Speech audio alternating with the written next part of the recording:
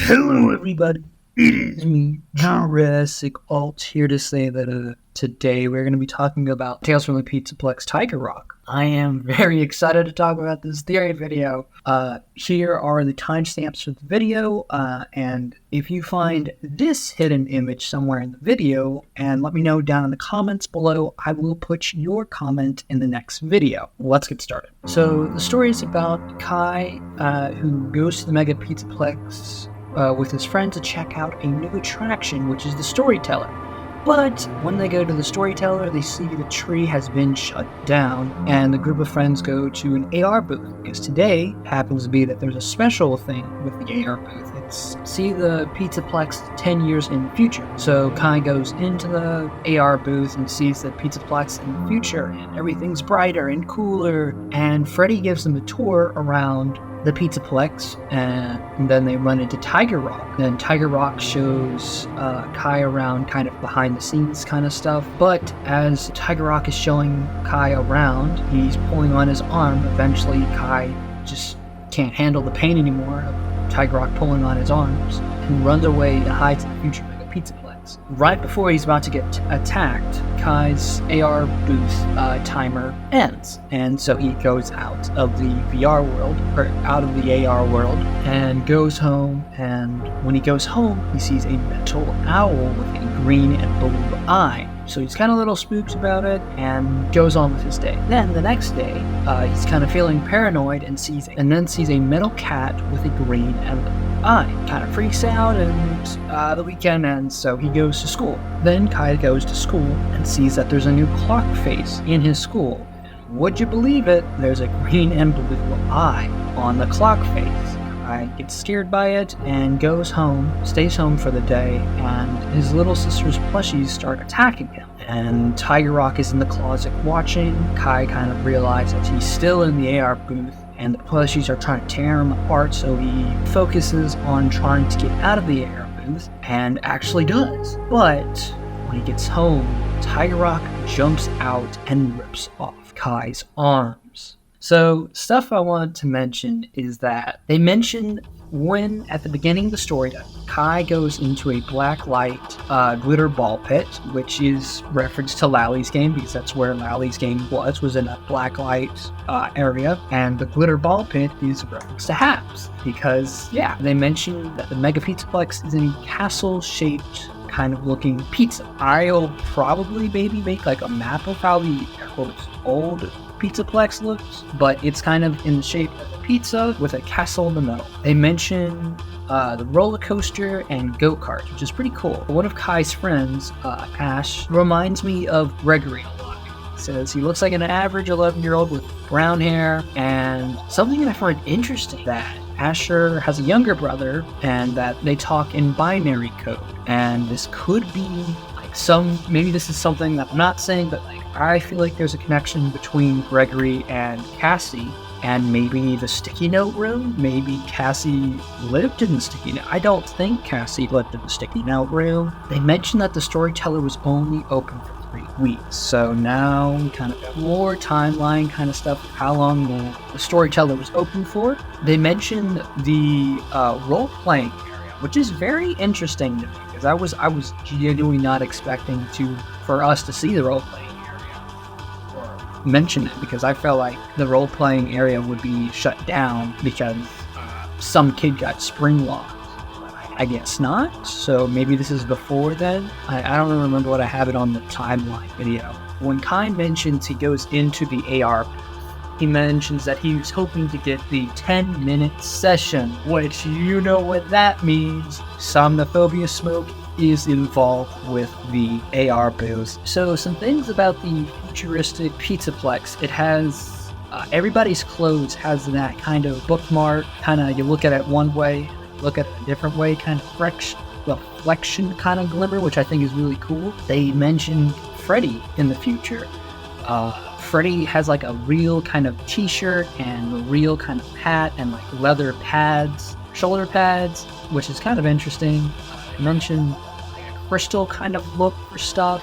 There's a force field from the dome that is like completely clear. Mario Kart kind of looking karts with the floating wheels and Roxy Road, futuristic laser tag. I mentioned that some new rides that were added were a safari ride and a log flume ride. Now we see a log flume ride in the making in a Rillin, because we see that's Foxy's log flume line. Jesus.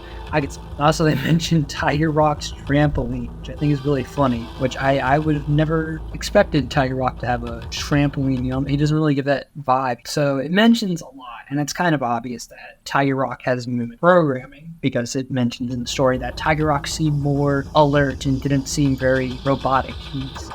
It just mentioned that Tiger Rock was seemed more advanced. They mentioned cleaning bots with a mop, and one of their names Henry, or the one that Tiger Rock was talking to was named Henry. Now, I don't think this is a FNAF 6 Henry reference. Maybe? I don't know. When Tiger Rock is showing Kai behind the scenes, they mention that there's a circular escalator with a slide, which kind of seems like a Vanny reference with the staircase that kind of spirals up. Also, this is the only time that we see Bonnie in this story, where we see Bonnie at all. So, near the escalator slide. It mentions a lot that Tiger Rock is trying to pull off Kai's arms, which kind of, to me, reminds me of in the epilogues of how the Mimic is programmed to pull off everyone's arms, legs, and head off. So that kind of seems interesting. They mention in Gator Golf that there are animatronic reptiles, like anacondas. They also mention jaguar, which is really cool. I think that is really cool that we get to see that kind of stuff. They mention a brunette girl with a ponytail, maybe a Vanessa reference. So, Tiger Rock says that he loves playing hide and seek, and that he learned it a long time ago, which probably is a reference to David playing hide and seek with Tiger Rock, which actually kind of seems dark, because I think that's when David died. Damn. Okay. So I tried with the plushies. They mentioned that there was a mouse, a white teddy, a fox, and a tan sloth. The only connection that I can see was that the mouse was the only Mimic kind of costume that I can remember right now that the Mimic was in. One of those plushies. Maybe the Mimic got into a sloth plushie, but I don't think he did, or they did. So Kai mentions that when he's escaping the digital world for the second time, that it was squishy and jelly-like, which kind of seems weird. So I don't know, like it seems odd that he specifically said it was squishy and jelly-like. I don't know if that meant that was our sign of he didn't actually get out of the virtual world, he was still in it. But I don't know, but something that really messes some stuff up. Is that Kai mentions that he sees a girl with a doll that is misshapen. Now, this means that Nexi and this story happen at the exact same time, but at the end, at the end of the story, Kai gets his arms ripped off by Tiger Rock, which is kind of like, what the hell? Either that Tiger Rock was real, in fact, the whole time, or Kai never actually left the VR system. Right now, I'm kind of leaning with he didn't leave the VR system. He might have started to, air quotes, leave the VR system. I don't know. It's just, I don't know. But when Kai gets out of the VR, his friends tell him that he was stuck in there for 5 hours. And it felt like he was in there for 3 days. So, I did some math. Correct me if I'm wrong here, please. If 1 hour, if you are in the headset for 1 hour, or if you're in the digital world for 1 hour, it will feel like probably 14 hours and 40 minutes. Correct me if I'm wrong. I'm not a math nerd. I'm a person who literally just makes videos under construction. She said she was in there for a year, right? Hold on, let me check this 1 second. So it seemed like she was in there for a year, I'm pretty sure. And if I did the math right, she would have been in the AR booth for 180 days. I think that's how many days she would have been in there. I'm pretty sure that's right, but I know I'm doing my math. But I'm pretty sure that's how long. So she was in there for 180 days for under construction. Wow. If that's math. Damn. Okay. Something that I kind of hit me when I was writing the script was, it seems like Freddy is kind of unique and different from all the other animatronics because they're not trying to kill Gregory. He's the only animatronic that's not trying to kill Gregory at all.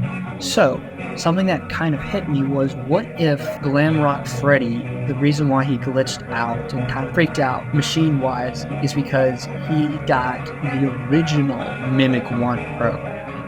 Like, the one that David kind of personality of not a crazy psychopath killer who saw the missing kids of 85, but like the original David personality Mimic 1. What if that's and that's why Freddy is unique, because he hasn't been fully corrupted by the Mimic cult, the glitch trap effect.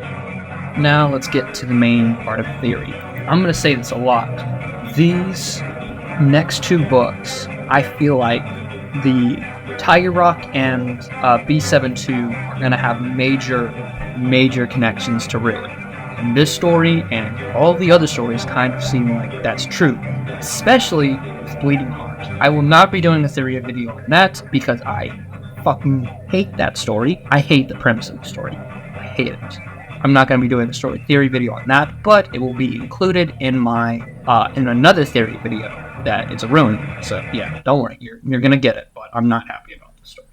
But anyway, so I think that these two books are going to be connections, or at least this book and probably B72 are going to be connections to Ruin. This story felt like a very much so connection to Ruin, because this story makes it seem like it's not very clear of what's, air quotes, real and what isn't real. Now, in Ruin, you get to wear this mask that, air quotes, takes you to the AR world. And I think that FNAF World is kind of our, air quotes, answers. Now, if you believe FNAF World is canon or not, that is completely up to you. I think that it's secondary canon. Not every single event is canon, but the general idea of it is semi-canon. Because we see many games in Security Breach that have same characters as we see in Security Breach and in FNAF World. Now, FNAF World, I haven't played it before, but it seems like the premise is something happened out there that's kind of affecting us. Now, I think that might be referring to the Mimic, it getting digitalized and coming into the digital world. In FNAF World, you can, air quotes, go through different layers and go through different tubes and tunnels that will put you deeper in the code. Now, I think that Kai was dragged into the deeper, air quotes, layers of the code, because it seems like the first layer was when he actually thought he was back home and everything seemed to be fine and dandy. But second time he does, he gets his arms pulled off by Tiger Rock now. But I think in Ruin, when at the beginning, we get the AR mask, and I think Somnophobia Smoke is put into the AR mask. It's not a Bonnie mask. Look at all the wires and stuff. Maybe it's because the Mimic, or maybe who was ever behind the making of the mask, which is probably Vanessa. When we get the mask, we gotta put it on and off a couple times.